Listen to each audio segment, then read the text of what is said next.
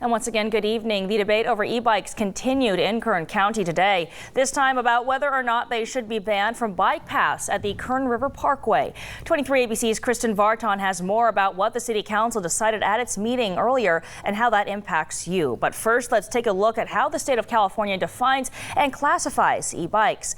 Back in 2015, California legislators updated laws to encompass e-bikes. Assembly Bill 1096 defines them as, quote, as a bike with fully operable pedals and an electric motor up to 750 watts, end quote. That bill also recognizes three different types of e-bikes. The first is Class 1, which are low speed and pedal assisted. Class 2 e-bikes are throttle assisted electric bikes with a motor that exclusively propels the bike up to 20 miles per hour. And then there is Class 3, which is a pedal assisted electric bicycle with a motor that only propels the bike when the rider stops pedaling.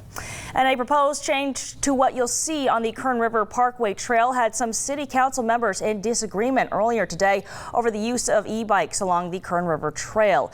23 ABC's Kern Vartan joins us live from downtown Bakersfield to tell us more about this hot button issue. Good evening, Kristen. Hi, Keely. Yeah, as it stands right now, Class 1 and 2 are allowed on the Kern River Parkway Trail, but Class 3 and other e-bikes hang in the balance.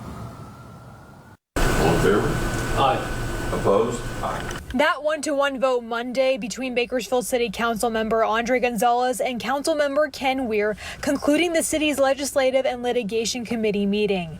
Gonzalez making a motion to move an item regarding e-bikes from committee to full council. Weir pumping the brakes. That item, a proposed revision to the language of the city's ordinance to allow Class 3 bikes and other e-bikes like e-scooters on the Kern River Trail. At the same time, it would prohibit vehicles like mopeds and motorcycles on that same path. No useful purpose in destroying what is very difficult already to maintain.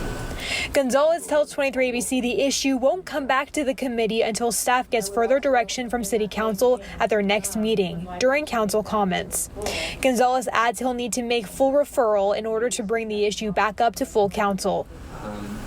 There's plenty of evidence to suggest that the more people who are actively using the space in a positive way helps us reduce a lot of the negative elements and the safety concerns. And during the meeting, as well as in this huge packet of the meeting, there's pages and pages of public comment and concerns about the impact on the environment that the e-bikes could have, as well as on equestrian trails. But as it was brought up in the meeting, there is no code that specifically says the off-beaten paths are equestrian trails. And that's something we'll keep you updated on as soon as information comes into our newsroom. Live in Bakersfield, Kern Vartan, 23 ABC News, connecting you. Thank you, Kristen. And from San Diego to the Bay Area, a lot of cities are cracking down on e-bikes and electric scooters. We were curious about some of those guidelines. So tonight we're going in depth on those statewide rules to keep in mind if you're using them. First, there is no rule about who can ride electric bikes and scooters, meaning there's no age requirement and a driver's license isn't necessary. Keep in mind you do have to wear a helmet when riding e-bikes. And as far as the debate over riding on sidewalks, California law says you can do so in areas where normal bikes are allowed. Typically, e-bikes go about 25 miles an hour. It is illegal in California to modify electric bikes in such a way that the speed capabilities are enhanced. And our in-depth coverage of this story continues now with some of your input on e-bikes.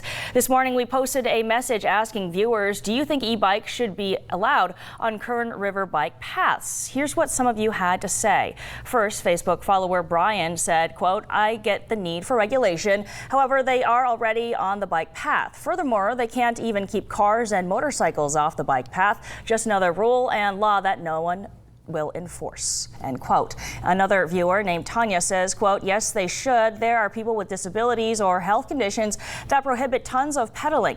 E-bikes enable them to get out of the house and get some sun and fresh air, end quote. We want to hear from you. Head over to our Facebook page and let us know what you think about this topic.